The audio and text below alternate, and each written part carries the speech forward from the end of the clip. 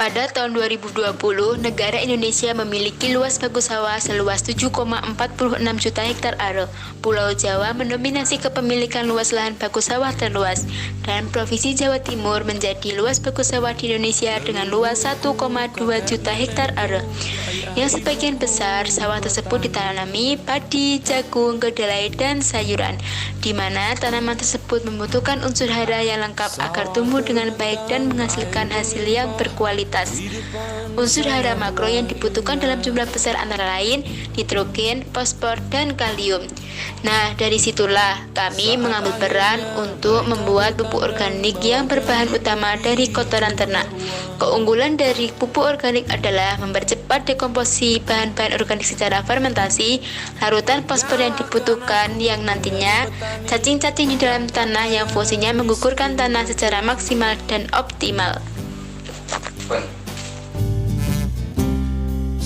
Kita ketahui bahwa tanah di Indonesia sudah sangat rendah kandungan bahan organiknya, sehingga untuk memperbaiki sifat kimia, sifat fisik, dan sifat biologi pada kesuburan tanah memerlukan pupuk organik yang memanfaatkan kotoran ternak sebagai bahan utamanya. Pupuk organik mengandung unsur-unsur yang sangat berguna bagi tanaman dan juga bermanfaat untuk mikroorganisme tanah, kelangsungan hidup tanaman, sehingga mendukung pertanian yang ramah lingkungan. Sawah perlahan menghilang. Bahan pertama yang digunakan yaitu kotoran ternak 80%, dedak 5%, kapur 2%, tetes tebu, petani dibenci. fermentor 100 liter air per 1 liter tetes tebu, Ada juga dan yang terakhir sekam 10%. ada pula yang hilang nyawa. Pada langkah pertama yaitu meratakan kotoran ternak secara merata, kemudian menuangkan sekam. Pada lapisan kedua meratakan sekam secara merata.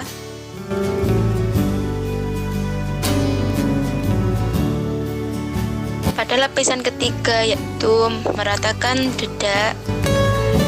Pada lapisan keempat menabur-naburkan kapur secara merata. Hingga pabrik datang, sawah perlahan Dan yang terakhir yaitu menyiramkan fermentor secara merata pada lapisan kelima. tiba. Petani Langkah kedua yaitu mengulangi langkah pertama tadi secara berurutan dengan tujuan untuk mempermudah melakukan pencampuran agar semua bahan tercampur secara merata. sawah perlahan menghilang hingga pabrik tiba. Petani memburu ke Campurkan semua bahan menggunakan cangkul agar mendapatkan hasil yang maksimal. Setelah semua bahan tercampur secara merata, ratakan kembali, kemudian tutup menggunakan jerami padi agar proses fermentasi yang dihasilkan maksimal. ayah ibuku petani.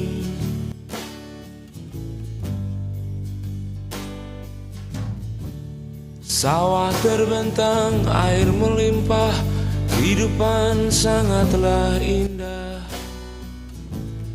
Beberapa faktor yang harus diperhatikan untuk mempercepat proses dekomposisi antara lain yaitu kadar nitrogen dalam bahan organik yaitu 1,5% sebagai energi dalam proses penguraian, kadar fosfor dalam bahan organik yaitu 0,2 sampai 0,5%, kadar kalium dalam bahan organik yaitu 0,5% sampai 2,5%.